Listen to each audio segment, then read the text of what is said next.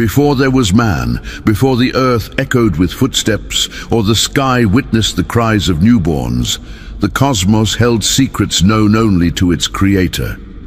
In the shadows of time, long forgotten by human memory, a race walked the earth with intelligence, purpose, and freedom: the Jinn. Fashioned by Allah from smokeless fire, they were not like the angels, who were made of light and knew nothing of sin.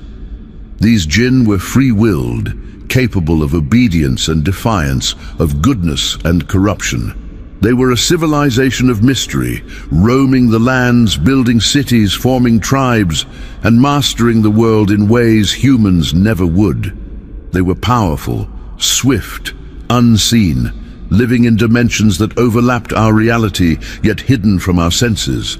For ages unknown, they ruled the earth, long before a single drop of clay had taken form in the shape of Adam. But this freedom, this power, became their test, and soon their downfall. In the beginning, the Jinn were upright and grateful, and among them were worshippers who praised their Creator, just as the righteous among humans would later do. But as generations passed, their hearts began to turn. Pride crept in, ambition festered, and their societies became entangled in arrogance and rivalry. They started warring with one another, their thirst for control overtaking their remembrance of Allah. Blood was spilled, though it was not the red blood of men. It was the breakdown of peace, the decay of their noble beginnings. Tyrants among them rose and declared dominion over the earth, and their whispers of rebellion reached the heavens. The earth began to echo with their sins, and its soil bore witness to their corruption.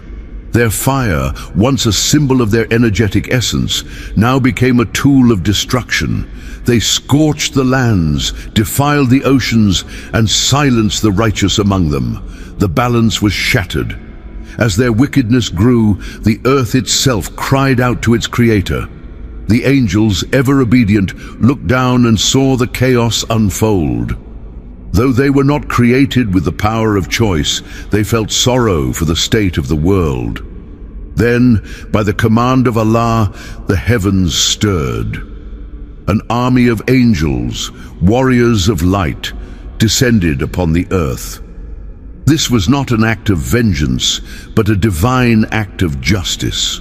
These angels, pure and fearless, came not just to punish, but to restore balance.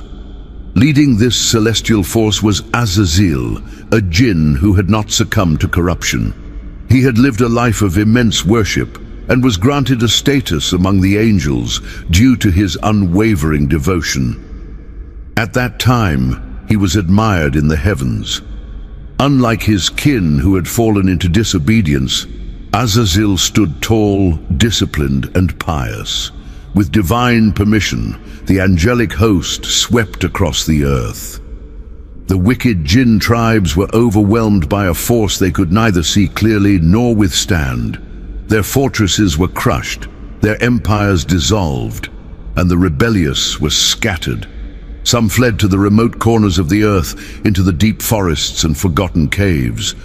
Others took refuge in the oceans and darkened valleys, hiding away from the light that had banished them. The earth, once heavy with their transgressions, began to breathe again. But all was not healed. Though the war was won and the angels returned to the heavens, the scars remained, and so did the survivors. The Jinn who escaped vowed never to forget. Among the scattered remnants were those who reflected and repented, but others carried the fire of vengeance in their hearts.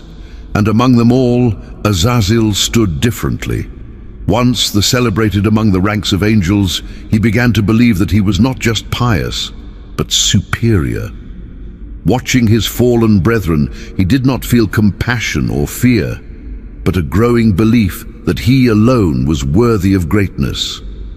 Unseen by the angels around him, this seed of pride began to sprout. At that time, the earth was quiet, purified by divine justice, but it would not remain that way for long.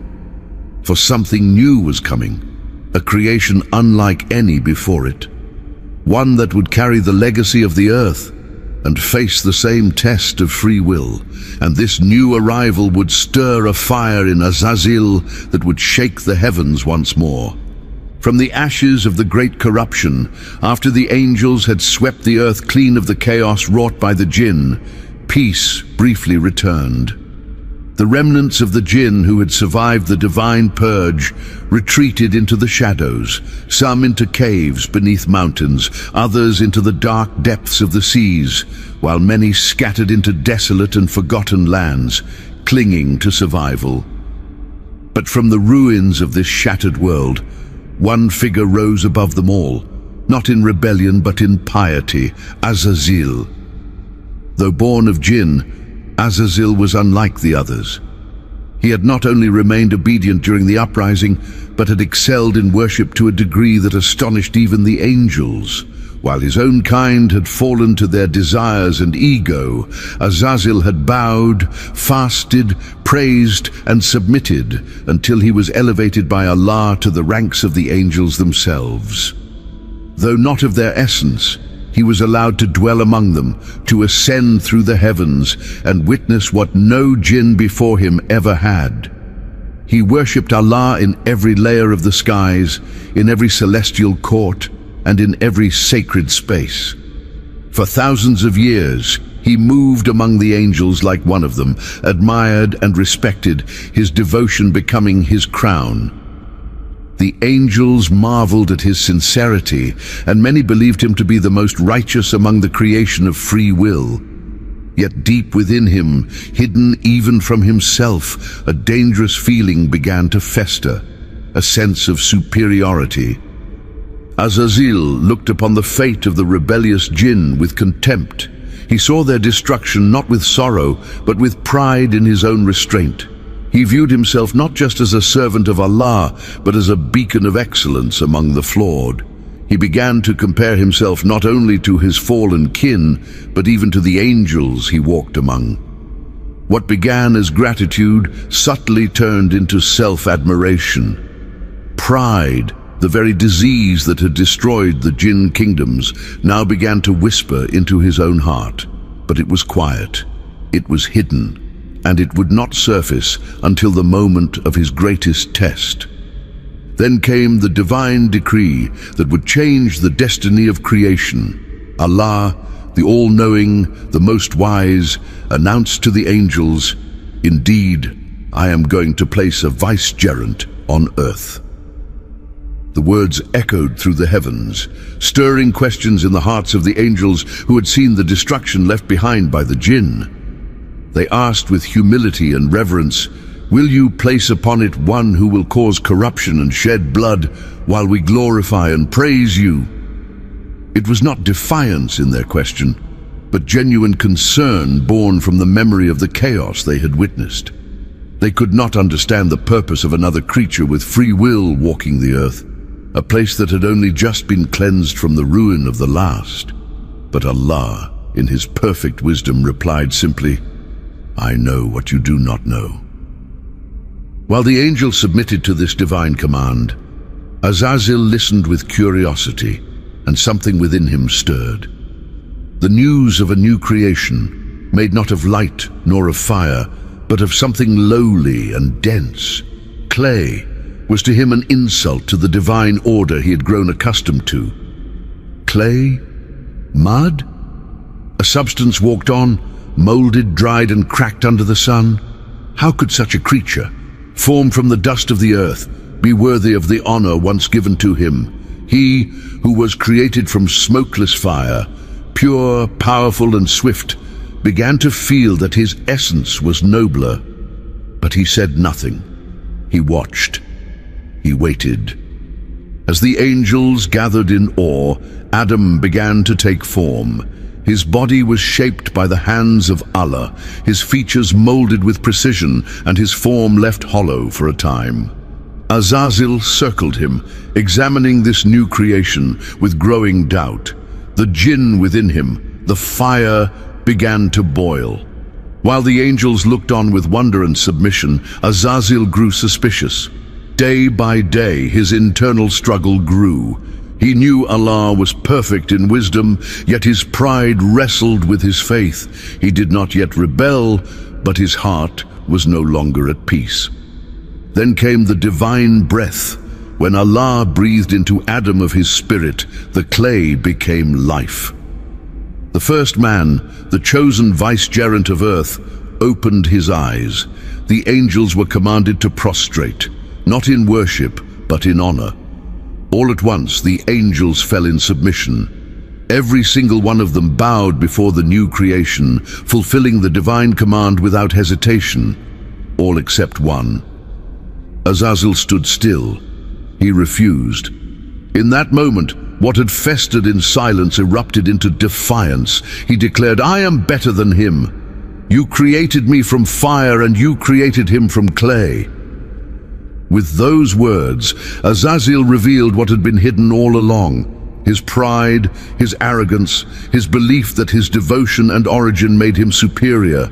He had forgotten that true honor is granted by Allah, not earned by essence or ego. Thus began his fall. The most devout among the Jinn, the one who prayed in the heights of the heavens, became the first to rebel among the new creation. Allah, in his justice, cast him out. And with that expulsion, the first enemy of mankind was born, not a monster of horns or flames, but a worshipper consumed by pride. His name would now be Iblis, the one in despair, and despair not just of mercy, but of his own place in the divine order would drive him to vengeance that would last until the end of time. The command had been given, and the fate of creation was sealed. Allah had willed it. A new being, fashioned from clay, was to inherit the earth. A vicegerent, a representative, not of divine perfection like the angels, nor of raw fire like the Jinn, but a blend of earthly weakness and heavenly purpose. His name was Adam, and through him a new chapter of existence would begin. The angels had questioned, not out of defiance but concern, for they remembered well the chaos of the Jinn and the stench of rebellion that once rose from earth like smoke. Yet Allah's response silenced all doubts. "I know what you do not know." And so they waited, obedient as always, trusting the wisdom of their Lord. Meanwhile, Adam's creation was taking place in phases. From clay drawn from every color and soil of the earth, his body was shaped, tall, noble, silent. For a time, he remained a lifeless form, a hollow shell. The angels passed by him in awe, marveling at what he would become. Azazel, now quietly burning with unease, circled him with a different gaze.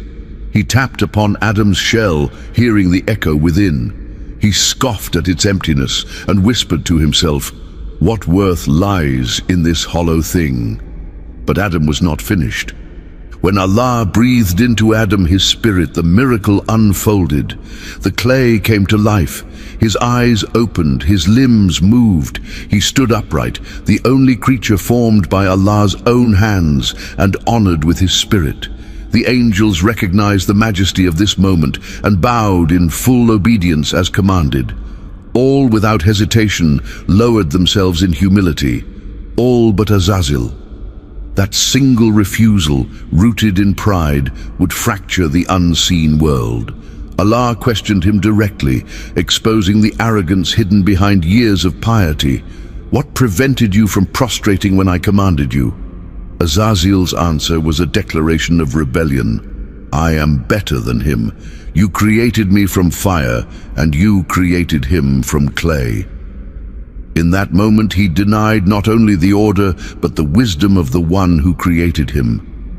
His worship, his years of devotion, all were nullified by the venom of his pride. Allah, in his justice, expelled him. "Then get down from here. It is not for you to be arrogant here. Get out. Indeed, you are of the debased." And yet, even in his disgrace, Azazel made a chilling request. He asked for respite, not forgiveness, not a return, but time. Time until the day of judgment. Allah granted it. Indeed, you are of those reprieved." And then came the vow that would ignite the battle between truth and falsehood until the end of time. Azazel, now known as Iblis, said, "Because you have put me in error, I will surely sit in wait for them on your straight path. Then I will come to them from before them and from behind them, from their right and from their left, and you will not find most of them grateful." This was no ordinary rebellion. It was a war declared against all of Adam's children, not through weapons, not through armies, but through whispers, through deception, through the corrosion of faith and the manipulation of desire. Iblis was not content with his own fall. He swore to drag as many of mankind down with him as he could. It was not just about revenge. It was about pride, about proving to Allah that this creature of clay was unworthy, that he, the fireborn, was right all along. And so began the era of temptation. Iblis would no longer seek Allah's pleasure. He would now spend his existence in defiance. He would become the first shaitan, and he would rally his own kind, the Jinn, those who still harbored resentment and rebellion, into an army of misguidance. But Allah is never unjust. Though he allowed Iblis his time, he also gave humanity guidance. Adam was not left alone.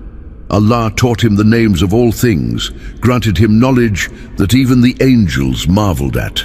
He was honored not just in form, but in mind and spirit, and through Adam, his descendants would inherit the earth, not as reckless beings of chaos, but as stewards entrusted with truth, morality, and the ability to choose between obedience and rebellion. Still, Iblis watched. He planned. He whispered. And when Adam and Hawa were placed in the Garden of Paradise, when they lived in peace under Allah's command, Iblis made his move. Not with a sword, not with an army, but with a lie. He whispered deceit into their hearts, manipulating their innocence, questioning the command of their Lord. He promised them eternity, divinity, a kingdom that would never end. And with one bite, the test began. The fall of man was not just a descent from paradise, it was the awakening of a great battle, not one of flesh and blood, but of belief and deception, obedience and pride, remembrance and forgetfulness. Iblis had succeeded in his first act of misguidance, but he had failed in his ultimate goal. For Adam, unlike Iblis, turned back to his Lord in repentance. He wept, he humbled himself, and Allah forgave him. That was the difference between the two. Where Iblis clung to arrogance, Adam submitted in sorrow. From that moment on, the battlefield expanded. Mankind would now walk the earth, carrying the light of divine guidance, while shayateen, led by Iblis, would shadow them in every step. The war was no longer just between jinn and angels. It had entered the hearts of men.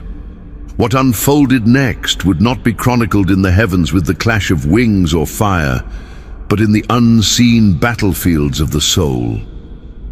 The physical war between angels and jinn had ended, but a deeper, more insidious war had only just begun.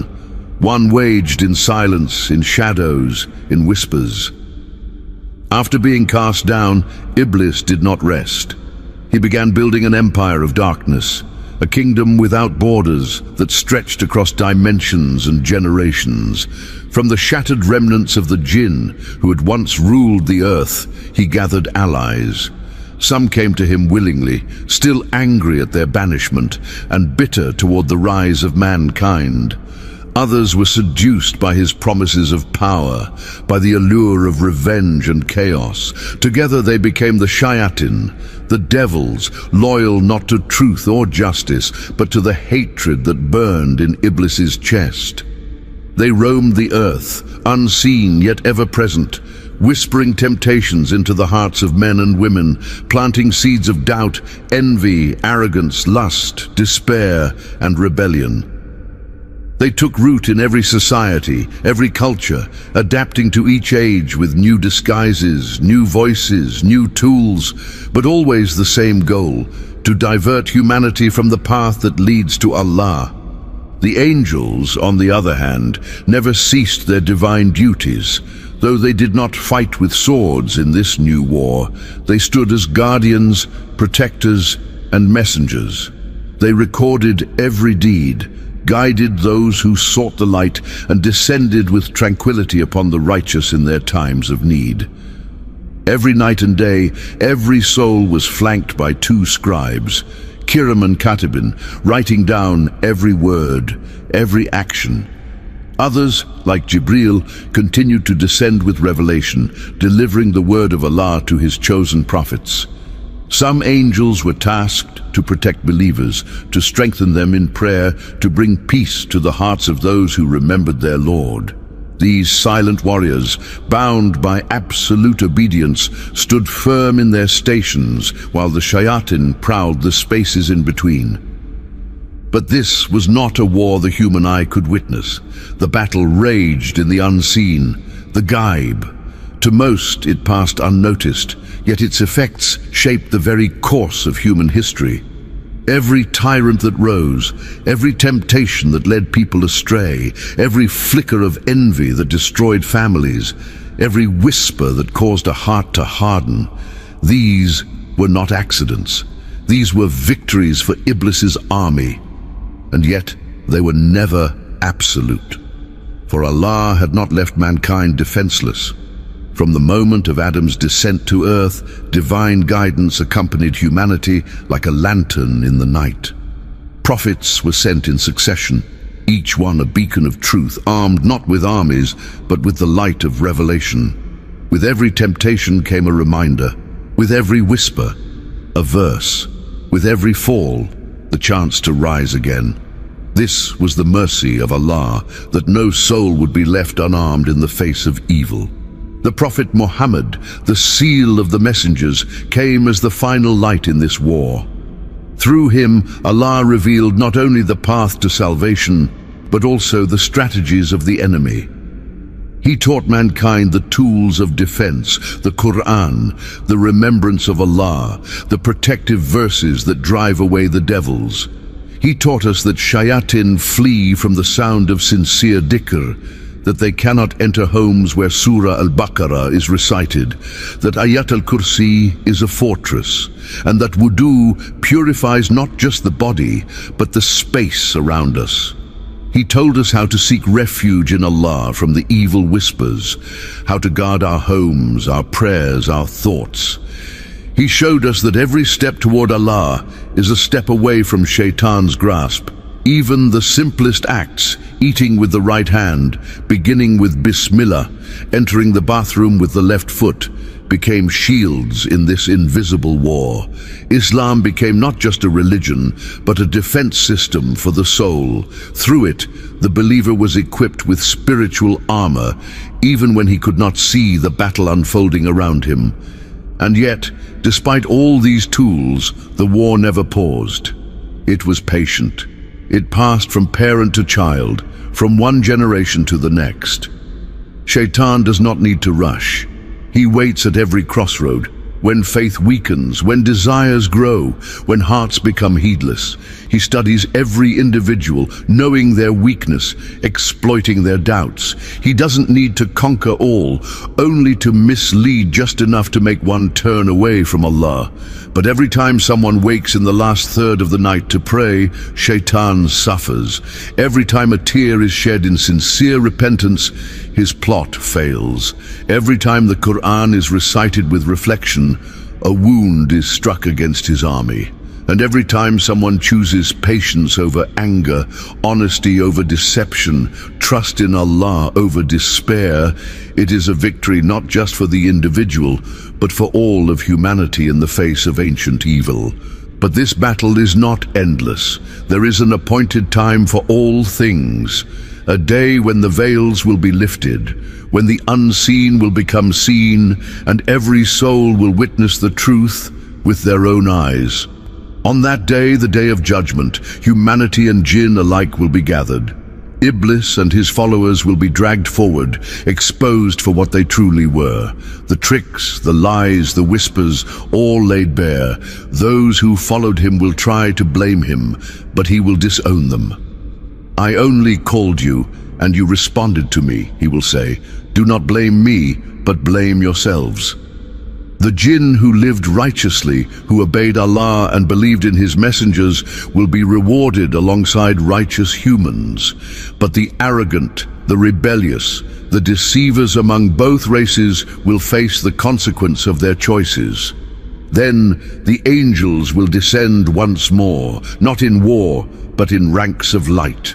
They will welcome the believers, guide them to their final abode, and celebrate the triumph of truth.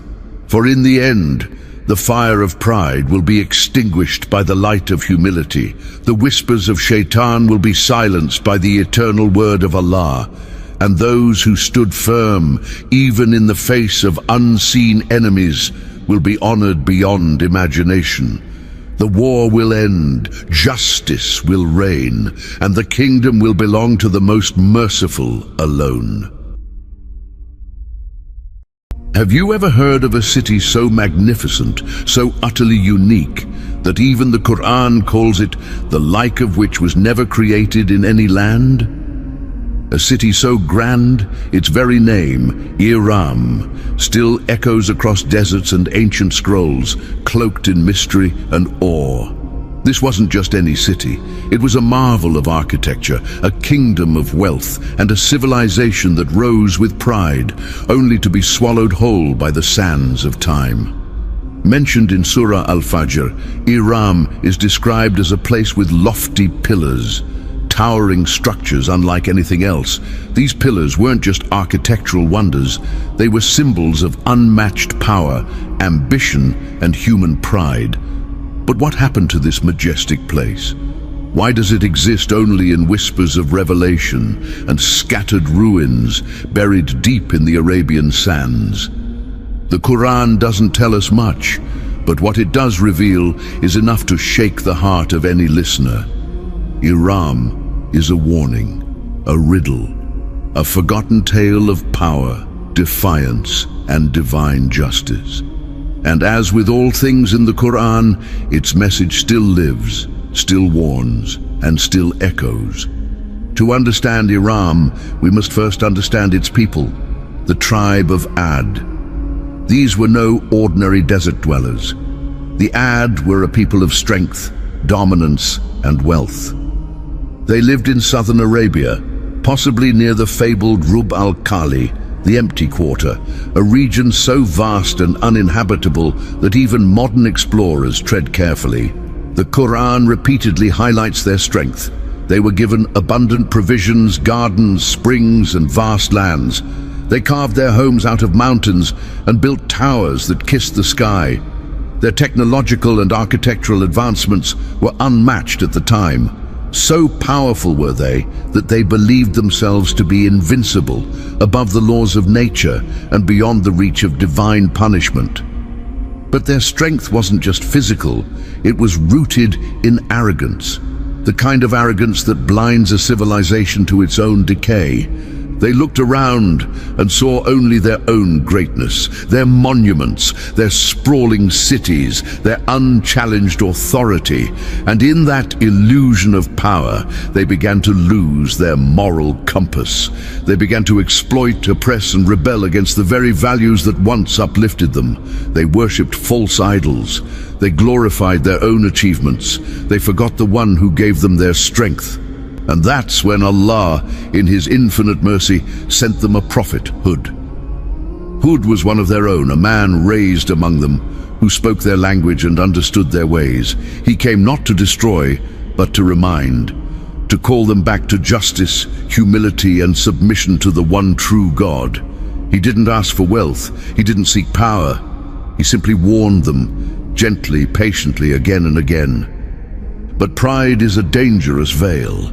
The people of Ad saw no need to change. They scoffed at Hud's words. They laughed at his warnings. They looked at their towering pillars and said, "Who is mightier than us in strength?" Their downfall began not with war or famine, but with spiritual blindness. They couldn't see that their very blessings were a test, that their greatness was a gift, not a guarantee. Iram, this city of pillars, this jewel of the desert, became the symbol of their delusion. As their wealth grew, so did their defiance. They ignored every sign, rejected every call, and in doing so they sealed their fate.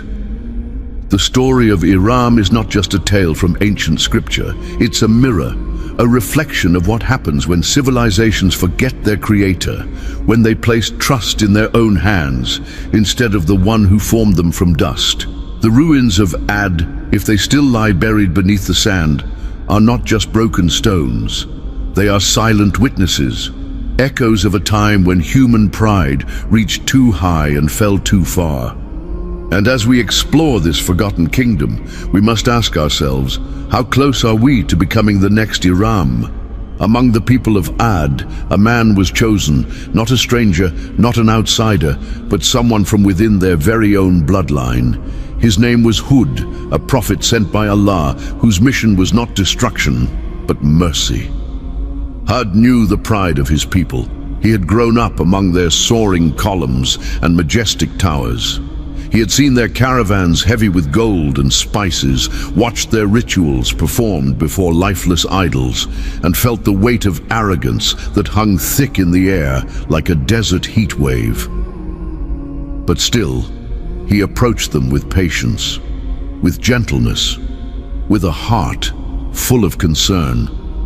He stood before kings and elders, before merchants and workers, and spoke the truth they had forgotten, that there is only one God, and to him belongs all power, that their strength, their wealth, their cities, it was all a temporary gift, not a sign of divine approval, but a test of character. Hud didn't demand riches, he didn't claim a crown. His words were simple: worship Allah alone. Abandon your idols, return to justice, humility, and righteousness. But to the people of Ad, these words were like insults. How dare he question their gods, their traditions, their way of life? They had built a civilization with their own hands. Was that not proof enough of their greatness? They asked mockingly, "Who is greater than us in power?" Their towers reached the skies, their voices echoed through the valleys, and here was Hud, a lone man, standing against an entire empire. But Hud was not afraid. He knew the truth he carried was heavier than all their stones and stronger than all their armies.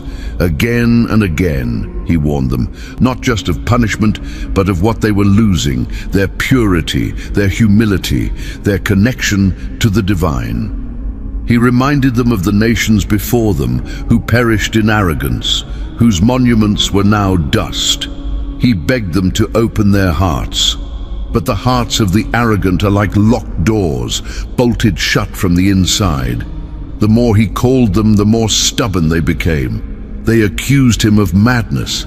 They said he was possessed, deluded, a liar. They turned their backs and celebrated their defiance as if it were a victory. Hud's presence became an irritation to them, an unwelcome reminder of their moral failure. And yet, he persisted.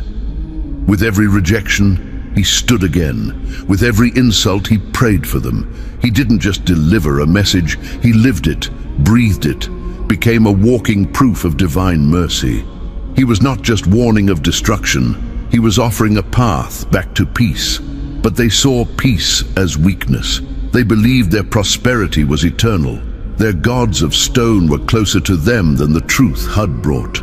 Their city, Iram, was more precious in their eyes than their souls. So they mocked the signs. When rain stopped and drought crept in, they dismissed it as chance. When the winds began to howl in strange rhythms, they called it the desert song. When they were told that a mighty punishment was coming, they challenged the heavens. "Bring it then," they said, laughing. "Let your God strike us down if he truly exists." It was no longer ignorance. It was open defiance. They had been given the chance to reflect. The warning was clear, and the messenger was from their own people. There was no excuse left. They weren't just rejecting Hud. They were rejecting the very idea that they could ever be wrong. Their city of pillars, once a symbol of strength, had become a monument to their ego. They had made their civilization into a god and declared war on humility itself. And so, the winds waited, silent and cold. The skies above Iram held their breath. Hud had delivered his message. He had fulfilled his duty. Now the time of mercy had ended. What remained was the justice they had asked for with their own lips. But even in these final moments, Hud still stood among them, heart aching not for his own safety, but for their stubborn blindness, for a people so close to greatness, yet lost in the illusion of their own hands. What came next would not only erase their names from the earth, it would carve their story into the Qur'an as a timeless warning to all who walk the path of pride. It began subtly, almost like a whisper across the sands.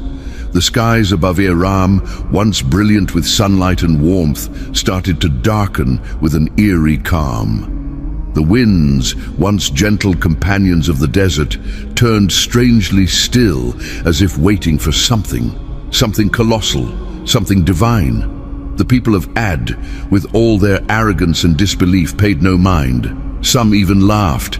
They had mocked Hud so many times that his warnings had become entertainment. But the silence was not peace, it was the pause before the storm. And then it came. A wind unlike any the earth had ever seen. A wind that didn't simply blow, it screamed, it howled, it tore through flesh and stone. It was not just weather, it was wrath. Allah sent upon them a fierce, icy gale, described in the Qur'an as a cold, violent wind, furious in its rage, which raged without pause for 7 nights and 8 days. Imagine that, 8 days of relentless destruction, with no break, no mercy, no dawn of hope. This wasn't an ordinary storm, it was surgical. It uprooted homes, snapped trees, and lifted the proud giants of Iram into the air like feathers, slamming them into the ground with crushing force. The people of Ad, once so boastful of their strength, were flung lifeless across the desert, their mighty bodies tossed like leaves in a hurricane. The Qur'an says they were left looking like hollow trunks of fallen palm trees. The image is haunting, a civilization so proud of its physical power reduced to broken, scattered corpses in the sand. Their grand towers, those legendary pillars of Iram, were shattered and buried. Their markets, their temples, their palaces, all swallowed by the very desert they thought they had conquered. And when the wind finally stopped, there was silence. Not a single voice remained to tell the story from within. Only dust. Only ruin. The city of Iram, once alive with human ambition, vanished as if it had never existed. No traveler could find its gates. No merchant could retrace its roads. It was as if the earth itself had sealed it away, ashamed of the arrogance that once stood upon it. Over time, Iram became a name spoken only in wonder and fear. Was it real? Was it a myth? Did an entire city truly vanish in a single divine breath? The Qur'an confirms its reality, but its physical location remains hidden, buried beneath centuries of sand and silence. This mystery only adds to its weight as a symbol. Some say the sands of the Rub al-Khali, the empty quarter, conceal the remains of Iram.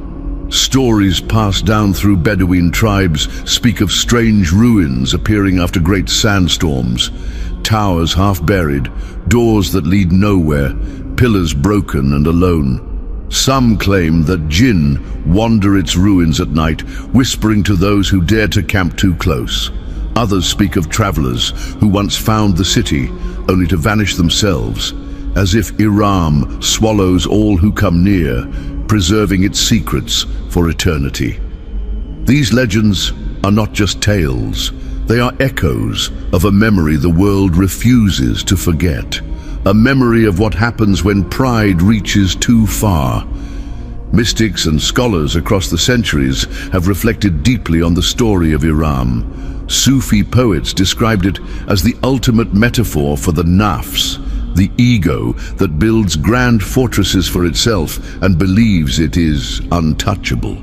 The city becomes not just a geographical place, but a spiritual condition. Iram is the inner world of the soul, consumed by self-worship, by disconnection from the divine. And when divine truth, like the voice of Hud, comes to wake that soul, it resists, it mocks, it rebels. Until the storm comes, until everything it built collapses.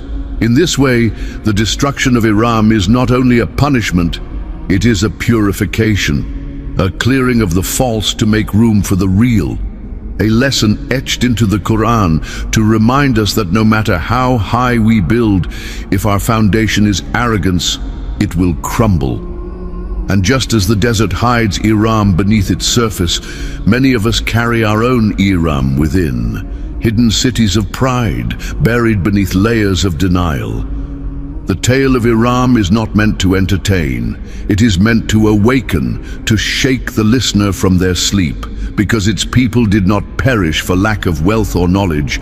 They perished because they closed their hearts. They refused to listen. They ignored the warning signs. And so, Iram became not just a city lost to history. It became a parable, etched in sand and scripture, waiting for every generation to uncover its meaning anew. Perhaps the question is not where Iram is buried in the desert, but where its lessons are buried in us. In recent decades, whispers of Iram have stirred more than just the hearts of believers. They have captured the imaginations of archaeologists, historians, and adventurers alike. The idea that such a magnificent civilization might have once existed in the harsh, unforgiving expanse of the Rub al-Khali, the empty quarter of Arabia, has driven many to search for its remains. Satellite images have revealed what appear to be ancient caravan routes converging at a single point deep within the desert, fueling speculation that this could be the site of the lost city. In the 1990s, a discovery near a place called Shisr in Oman caused a surge of excitement. Excavations unearthed ruins of a once important trading hub, with collapsed limestone pillars and evidence of long-lost water systems. Some called it Ubar, others claimed it might be the legendary Iram of the pillars. But still, nothing definitive was proven. The desert holds its secrets tightly. Every grain of sand is a curtain over ancient truths. Scientific voices point to natural causes, shifting sand dunes, sinkholes, or the collapse of a limestone cavern, as reasons for the disappearance of these ruins. But for those who believe in divine revelation, Iram was not simply lost to time, it was taken, removed, erased by the command of the one who gave it life. Not because it failed architecturally, but because it failed spiritually. And this brings us to a deeper truth, one that transcends geography and archaeology. Iram is not merely a city of the past, but a symbol for every nation, every empire, and every individual who builds without gratitude, who rises without humility, who thrives but forgets the source of all provision. The towering pillars of Iram were its pride, but also its downfall. They represented its strength, but also its delusion. In every age, humanity builds its own versions of Iram, cities of wealth, bastions of technology, kingdoms of influence. We erect skyscrapers that pierce the sky. We craft machines that command the earth. We accumulate power that spans continents. But the question remains, do we remember who allowed it all? Or do we repeat the same error, believing that we are the makers of our own greatness? The Qur'an does not speak of Iram as a relic. It speaks of it as a warning. It calls upon us to reflect, not just to marvel at what once was, but to ask ourselves what we are becoming. Spiritual scholars have long taught that Iram is the archetype of a soul gone astray. a soul that decorates itself with the illusion of permanence, that sees its beauty and strength as a sign of superiority, that mocks the call to truth because it believes it already has all the answers. Such a soul builds inner pillars of ego, erects towers of stubbornness, and fortifies itself with walls of pride. But when the storm comes, whether in this world or the next, those walls cannot stand. Just like Iram, the soul that rejects divine guidance collapses under the weight of its own arrogance. And yet, the beauty of this warning is that it also offers hope. The story of Iram is not written to condemn us, it is written to wake us. It tells us that no matter how far a people or a person has gone, the call of Hud will always come. The voice of truth will always arrive before the storm. It is never too late to listen, to return, to rebuild, not with stone, but with sincerity. And so Iram becomes an eternal parable, a reminder carved not in stone, but in revelation. Its pillars may lie buried, but its message stands tall across time. That no civilization is too grand to fall, that no person is too powerful to be humbled, that pride, unchecked and unrepented, will always meet its wind. And perhaps that is why Allah placed this story not in history books, but in the Qur'an, to be recited, remembered and reflected upon by every generation. For those who truly listen, Iram still speaks, not through ruins but through warnings, not through silence but through the thunder of divine truth. And if we heed its message, if we learn from its fall, we may yet avoid repeating its fate. The world today is full of towering ambitions. Nations boast of strength, economies of wealth, societies of progress. But beneath the glittering surface lies a familiar danger, the temptation to forget, to attribute success to ourselves alone, to turn away from the Creator who sustains us. Iram was not destroyed in a single day. Its fall began with a subtle shift in the heart, a slow drift from humility to hubris. That same drift can happen to any of us. The story of Iram lives on, not to frighten but to remind, to invite us back to a path of gratitude, of truth, of balance, so that our pillars, whether in the form of cities or character, stand firm not on the sands of pride, but on the rock of faith. And in that remembrance lies our protection. In that humility lies our salvation. He vanished into the fire-lit mountain, and they were left wondering, will Musa ever return? Imagine being among the thousands who had just witnessed the Red Sea split in half, walls of water rising like towers as they walked across the seabed to safety. They had seen Pharaoh's army swallowed by divine power. They had tasted freedom for the first time in generations, but now they were stranded in the desert, without their leader. Musa had gone up Mount Sinai alone, called by Allah for a meeting unlike any other. Thunder roared across the sky as lightning danced along the jagged peaks, and from below it felt like the mountain itself was trembling under the weight of divine command.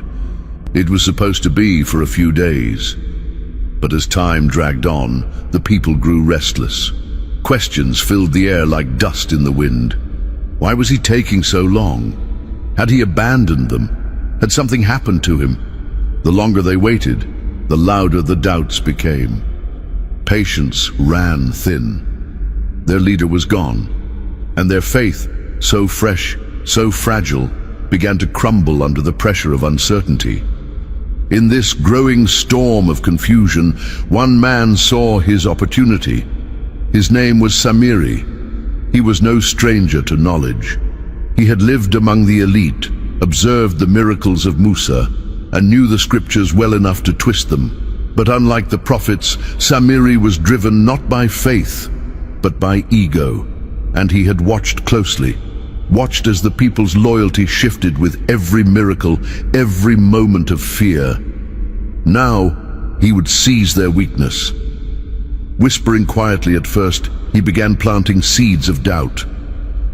Musa has gone where none can follow. What if he never comes back? He would say. shaking his head with practiced concern. Perhaps he found a new people. Perhaps he left us to wander. He didn't shout, he didn't force, he nudged, he hinted, and then he made a promise. But I can give you something greater, something you can see, something that speaks to your soul. If you desire a God you can touch, look no further.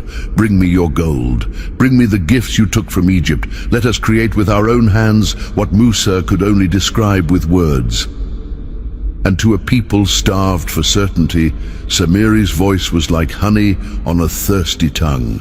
One by one they came, men, women, even children, each handing over earrings, bracelets, necklaces, anklets, tokens of a past life now offered to a future they thought they could control.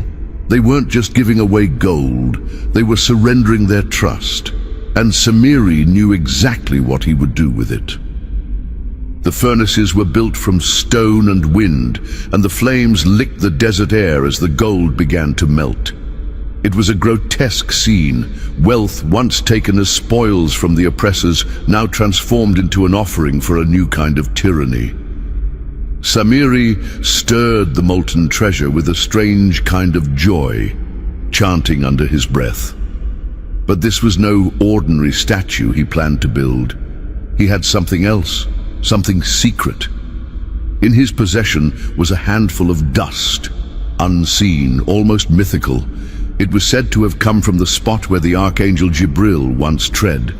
Dust charged with divine essence, stolen in a moment of spiritual arrogance. As he dropped it into the golden mix, he believed it would breathe life, or at least the illusion of life, into his creation. The shape took form slowly, under careful, almost reverent movements. Horns, hooves, a muscular body. Not a man, not a bird, but a calf, a golden calf. And when it was complete, something terrifying happened. It made a sound, a low, rumbling bellow, like the cry of a living creature. Whether it was from the wind passing through its hollow chest or something darker, the people heard it, and they froze. The illusion was perfect. The trap was set. Awe turned to worship. Fear turned to belief. And Samiri, standing before them like a prophet of falsehood, declared with a smile, "This is your God, and the God of Musa." And just like that, they forgot the sea that split. They forgot the Pharaoh who drowned. They forgot the covenant of Mount Sinai. And they bowed, not before the creator of the heavens and the earth, but before a lifeless idol made by their own hands. It began with a murmur, hesitant prayers whispered around the golden calf, hands raised not to the heavens, but to a statue of metal. Then, slowly, it turned into something far darker. Songs were sung, fires were lit, and the people began to dance around the idol with wild, unrestrained abandon. The sound of the calf, however it came to be, echoed through the camp like a haunting anthem, reinforcing the lie that this lifeless figure had power. Samiri stood at the center of it all, basking in the attention, as if he were a priest ushering in a new religion. "This is your God," he repeated again and again, "and this is the God of Musa." The people, once so firm in their belief in the unseen Lord of the worlds, had turned to a tangible illusion. They had seen miracles with their own eyes, staffs turning into serpents, rivers parting, manna falling from the sky. And yet here they were, seduced by something they could touch and see. It was not faith they followed, but familiarity. They had lived in Egypt all their lives, surrounded by idols, symbols, and statues. And now, without their prophet to guide them, they returned to what was comfortable, even if it was false. But not all were deceived. Harun, the brother of Musa, stood among them like a lone tree in a storm. Appointed by Musa himself to guide the people during his absence, Harun watched in horror as the madness unfolded. He spoke, pleaded, warned. "O my people," he cried, "you are being tested. Indeed, your Lord is the most merciful, so follow me and obey my command." But his voice was drowned out by the roar of revelry. They mocked him. They pushed him. They accused him of division, of betrayal. Some even threatened his life. They had become so intoxicated with their newfound idol that the voice of reason sounded like an enemy. Harun's heart was heavy. He could have taken a stand with force, but he feared civil war. He feared the people would tear each other apart, and the fragile unity Musa had built would shatter completely. So Harun bore the pain in silence, praying for his brother's return, praying for Allah's guidance, praying that the truth would pierce through the madness before it was too late. And then it happened. The mountain shook again, but this time not from lightning or thunder. This time it was Musa, returning with the fire of divine fury in his eyes and the weight of revelation in his arms. He descended from Mount Sinai, carrying the sacred tablets, etched by the command of Allah himself, laws meant to guide his people to righteousness. But as he neared the camp, his joy turned to disbelief. His people, his own people, had fallen into shirk, the ultimate betrayal of faith. They were prostrating to a calf of gold, singing its praises, circling it like pilgrims. Rage surged through his veins. The tablets slipped from his grasp and shattered upon the rocks below, a symbolic reflection of how the people had shattered their covenant with Allah. Musa stormed into the crowd, his presence cutting through the chaos like a blade. The music stopped. The dancing ceased. Eyes widened with fear as the prophet stood among them like a storm incarnate. His first gaze fell upon Harun, not out of hatred, but out of anguish. "What stopped you, O Harun, when you saw them going astray? Why did you not stop them?" Harun raised his hands, trembling not from guilt but from sorrow. "O son of my mother," he replied gently, "do not seize me by my beard or my head. I feared that if I forced them, they would divide and fight. I tried to guide them, but they nearly killed me. Please do not let the enemies rejoice over our division." Musa's fury softened, but his heart still burned. There was one more confrontation that needed to happen, the root of the corruption, the architect of the false god. Musa turned to Samiri, who stood quietly, perhaps even proudly, believing his actions were beyond reproach. "What is your case, O Samiri?" Musa demanded. Samiri did not tremble. He explained with a twisted sense of righteousness. He spoke of the mysterious dust he had seen upon the angel's path, and how he believed it carried divine energy. He had taken it without permission and used it to animate the calf. "Thus, my soul enticed me," he concluded, as though that justified his crime. But Musa saw through it all. This was not divine inspiration. This was arrogance disguised as wisdom. This was rebellion clothed in piety. And so, Musa delivered the verdict. "You shall say, 'Do not touch me.'" It was not just a punishment, it was a curse. Samiri would live in isolation for the rest of his days, shunned by the people, avoided by all. The very hands he used to mold the calf would be left empty. The mouth that once whispered lies would now speak only to himself. The deceiver became the forsaken, and his legacy turned to ashes. But Musa was not done. The calf still stood mute, cold, and mocking. Its presence was a scar that had to be removed. Musa ordered it destroyed. The people watched in silence as it was melted down, ground into dust, and scattered into the sea. No trace remained, no idol, no shrine. Nothing to remember but the shame and the lesson. This was not just a cleansing of the camp, it was a message to every generation that would follow. Idolatry, whether physical or in the heart, must be eradicated completely. Musa's heart ached for his people. They had fallen, but they were not beyond redemption. There was still a path back to Allah, but it would require truth, sacrifice, and sincere repentance. The golden calf was gone, but the stain it left behind would take time to wash away. The idol lay in ruins. What once stood proud and gleaming under the desert sun was now a pile of twisted metal and powdered ash. Musa commanded that every trace of it be eliminated, not merely hidden, not buried, but obliterated. The golden calf had poisoned the hearts of his people, and to leave even a fragment of it behind was to risk its return. It was melted in fire, ground to dust, and cast into the river, its shimmering particles dissolving into nothingness. What had been adored was now reduced to waste, swallowed by the earth and water as if the very elements rejected its existence. But the destruction of the statue was only the beginning. What about the spiritual wreckage? The wounds left in the hearts of a people who had bowed to falsehood. Musa turned his gaze upon them, not with hatred, but with pain. They had witnessed miracles, yet still faltered. They had known truth, but chased shadows.